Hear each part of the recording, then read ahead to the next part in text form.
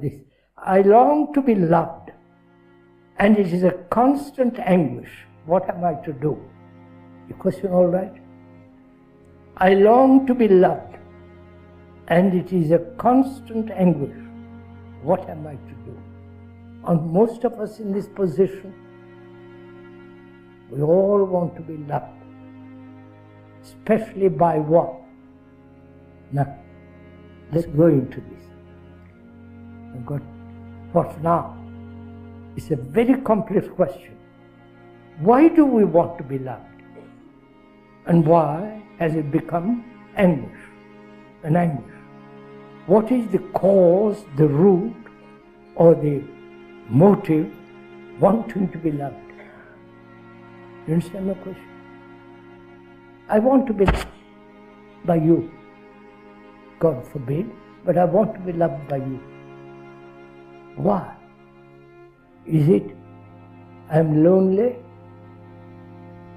Is it that I feel if I'm not loved, I have no raison d'etre to live? Is it that if I'm loved, I feel I can flower, grow, be happy and all that, right? Is it that in myself I'm nothing, but when you love me, I become something? You're following all this?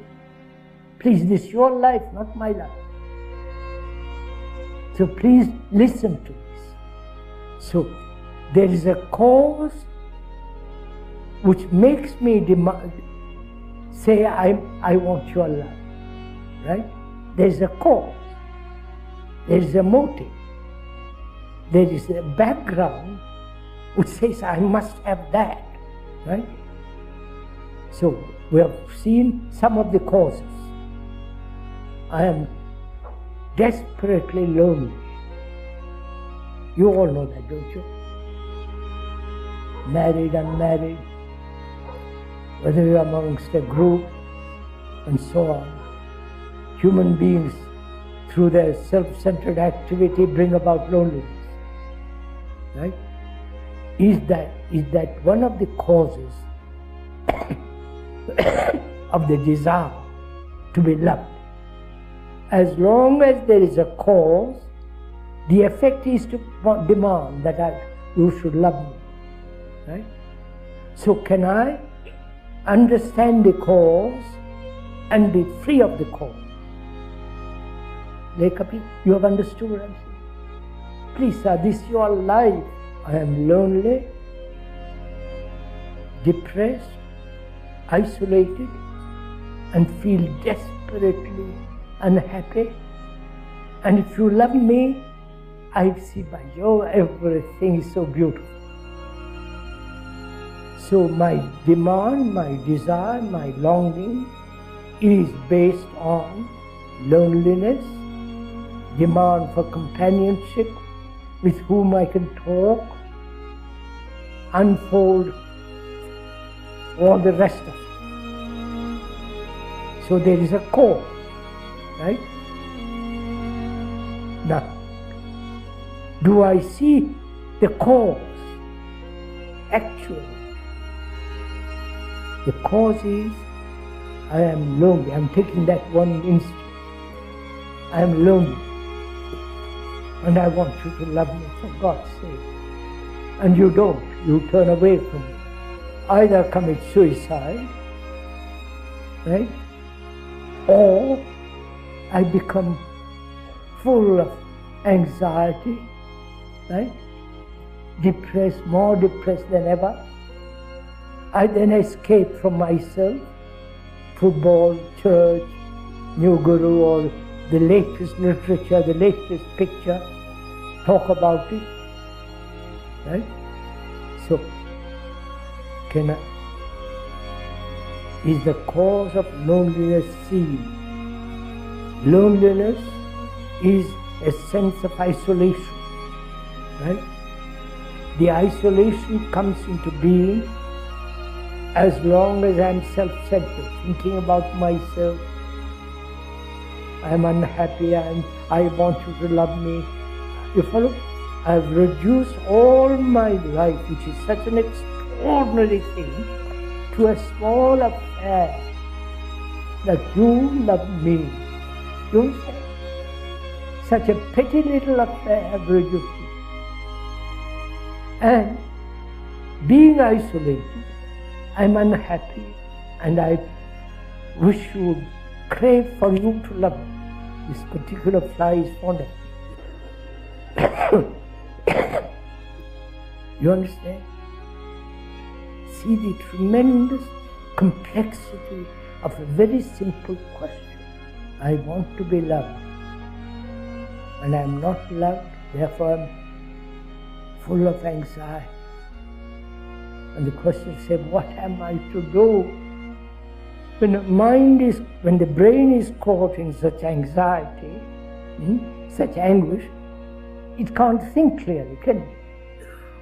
Right?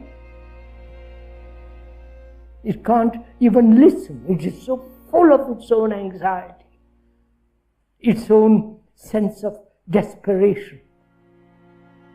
Now, can there be an interval in which you listen? You understand? A short period in which say, tell me about it. And then will you listen? Or will you say, no, I don't want to listen because I still love being in a tremendous sense of anxiety. You understand? Most people do. Without that sense of anguish, you are nothing. That sense of anguish keeps you alive. No?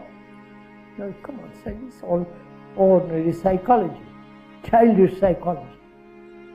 So will you, if you are in such anguish, for a few minutes, listen to what is being said? Or you love your anguish so much you don't want to listen.